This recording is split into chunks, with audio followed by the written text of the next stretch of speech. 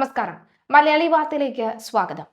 Gym Santhosh വധക്കേസിലെ മുഖ്യപ്രതിയും കരുനാഗപ്പള്ളിയിലെ ഗുണ്ടാ നേതാവുമായ അലുവ അതുൽ കൊല്ലപ്പെട്ടതിൽ പ്രതികരണവുമായി gym സന്തോഷിന്റെ അമ്മ കഴിഞ്ഞ ദിവസമാണ് രംഗത്തെത്തിയത്.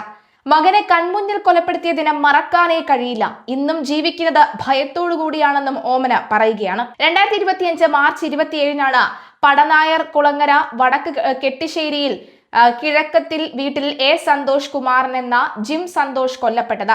പുലർച്ചെ വടിവാളും കമ്പിപ്പാരയും ഉൾപ്പെടെയുള്ള ആയുധങ്ങളുമായി കാറിലെത്തിയ സംഘം ആദ്യം സന്തോഷിന്റെ മാതാവ് ഓമന കിടന്ന മുറിയുടെ കതക് വെട്ടിപ്പൊളിച്ച് ഉള്ളിൽ കടന്നു. ആ മുറിയിൽ സന്തോഷ് ഇല്ലെന്നറിഞ്ഞതോടുകൂടി സംഘം തൊട്ടടുത്ത മുറിയുടെ കതക് തകർത്ത് അകത്തു കയറി സന്തോഷിനെ ആക്രമിക്കുകയായിരുന്നു. എന്റെ മോനെ കൊല്ലരുത് എന്ന് സന്തോഷിന്റെ അമ്മ കരഞ്ഞു പറഞ്ഞെങ്കിലും ഗുണ്ടാ സംഘത്തിന്റെ മനസ്സ് അരിഞ്ഞില്ല. അരുംകൊലയ്ക്ക് 1 വർഷം തികയാൻ 13 ദിവസങ്ങൾ മാത്രം ബാക്കി നിൽക്കെയാണ് അതുലിനെ എതിരാളികൾ കൊല ചെയ്തത്. ജിം സന്തോഷിന്റെ വീട്ടിലെത്തിയ ആക്രമികൾ സ്ഫോടക വസ്തുക്കൾ മുറിയിൽ പൊട്ടിച്ച് ഭീകരാന്തരീക്ഷം സൃഷ്ടിക്കുകയും ചെയ്തു. മാതാവിന്റെ മുന്നിൽ വെച്ചായിരുന്നു ആക്രമണങ്ങളെല്ലാം. ശരീരത്തിന്റെ പല ഭാഗത്തും വെട്ടേറ്റ സന്തോഷ് കുമാർ മരിച്ചെന്ന് കരുതി സംഘം മടങ്ങി. ഇതിനുശേഷം സന്തോഷ് കുമാർ തന്നെയാണ് ആംബുലൻസ് വിളിച്ചത്.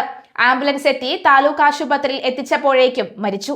സന്തോഷിന്റെ ഭാര്യ രമ്യയും മകളായ ഭക്തയും വൈകയും ഈ സമയം തഴവരയിലെ വീട്ടിലായിരുന്നു. ഗുണ്ടാ സംഘങ്ങൾ തമ്മിലുള്ള പകയാണ് കൊലപാതകത്തിൽ കലാശിച്ചത്. പ്രായത്തെ വെല്ലുന്ന ഹീറോയിസം എന്നാണ് അതുലിന്റെ ഇൻസ്റ്റഗ്രാം സ്റ്റാറ്റസ്. പകരം വീട്ടാൻ നടക്കുന്നവരോട് പറയാനുള്ളത് എന്ന ടൈറ്റിലിൽ ഇൻസ്റ്റഗ്രാമിൽ പോസ്റ്റ് ചെയ്ത അലുവ അതുലിന്റെ മാസ് റീൽസിന്റെ സ്ക്രീൻഷോട്ടും പ്രചരിക്കുന്നുണ്ടായിരുന്നു. എന്തായാലും പറഞ്ഞു വരുന്നത് ഒരു പുണ്യാത്മാവിനെ കൊന്നിട്ടല്ല, എന്തായാലും ഒരു മനുഷ്യശരീരത്തെ കൊന്ന് വെട്ടി നുറുക്കി പീസ് ആക്കിയതിനു ശേഷം മാധ്യമങ്ങളെ കാണുമ്പോൾ ചിരിച്ചുകൊണ്ട് വളരെ സംതൃപ്തിയോടുകൂടി താങ്കൾ ഒരുപാട് നാൾ കാത്തിരുന്ന ദിവസം വന്ന് ആ പ്രവൃത്തി അവർ ചെയ്തു തീർത്തു എന്ന മനസ്സിന്റെ ഒരു ആത്മധൈര്യത്തിലാണ് പ്രതികൾ എല്ലാവരും ഇറങ്ങിയത്. വളരെ വൈകാരികമായ നിമിഷത്തിലൂടെ വളരെ ഒരു ചേസിംഗ് അടക്കമുള്ളവ 1 മണിക്കൂർ നീണ്ടുന്ന ചേസിംഗ് അടക്കമുള്ളവ നടത്തി സംഘടനാപരമായാണ് പോലീസ് ഈ പ്രതികളെല്ലാം പിടികൂടിയത്. പോലീസിനെ പ്രതികളെ പിടികൂടാൻ സഹായിച്ച എല്ലാ നാട്ടുകാർക്കും നന്ദി എന്ന് പറഞ്ഞുകൊണ്ട് പോലീസ് അവർക്ക് നന്ദി അറിയിക്കുകയും ചെയ്തു. ഇത് കൊടുത്തിരിക്കുന്നത് ഒരു പണിയാണോ എന്നുകൂടി അറിയേണ്ടതുണ്ട്. കാരണം ഗുണ്ടകളുടെ പക തീർക്കാനായി ഈ നാട്ടുകാരെ ആരെങ്കിലും എന്തെങ്കിലും ചെയ്യുമോ എന്ന് പലരും ചോദിക്കുന്നുമുണ്ട്. എന്തായാലും ഗുണ്ടാ പകയുടെ തുടർച്ചർച്ചയായിരുന്ന കൊലക്കേസ് പ്രതിയായ അലുവ അതുലിനെ വെട്ടിക്കൊന്നത്. ജിം സന്തോഷ് വധക്കേസിൽ ജാമ്യത്തിലിറങ്ങിയ അതുൽ സ്റ്റേഷനിൽ ഒപ്പിട്ട് മറങ്ങുന്നതിനിടയിലാണ് ആക്രമണം ഉണ്ടായത്.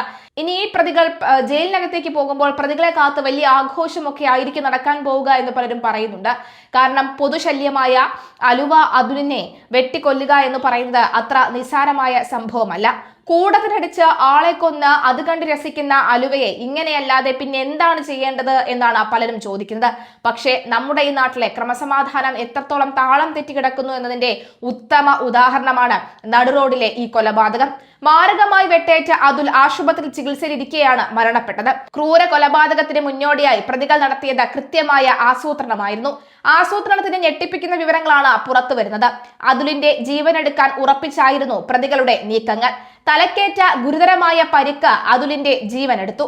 കരുനാഗപ്പള്ളിയിൽ നിന്ന് 4 പേരെ പിടികൂടിയ ശേഷം കോട്ടയത്ത് നിന്നാണ് മറ്റ് 4 പേരെ അതിസാഹസികമായി പോലീസ് പിടികൂടിയത്. കഴിഞ്ഞ വർഷം മാർച്ച് 27 പുലർച്ചെ ജിം സന്തോഷ് എന്ന ഗുണ്ടാ നേതാവിനെ അമ്മയുടെ കൺമുന്നിലിട്ട് വെട്ടിക്കൊലപ്പെടുത്തിയത് അലുവ അതുലും സംഘവുമാണ്. എന്നാൽ സന്തോഷ് വധത്തിന് നിലവിലെ കൊലപാതകവുമായി ഒരു തരത്തിലും ബന്ധമില്ലെന്നാണ് പോലീസ് വ്യക്തമാക്കുന്നത്.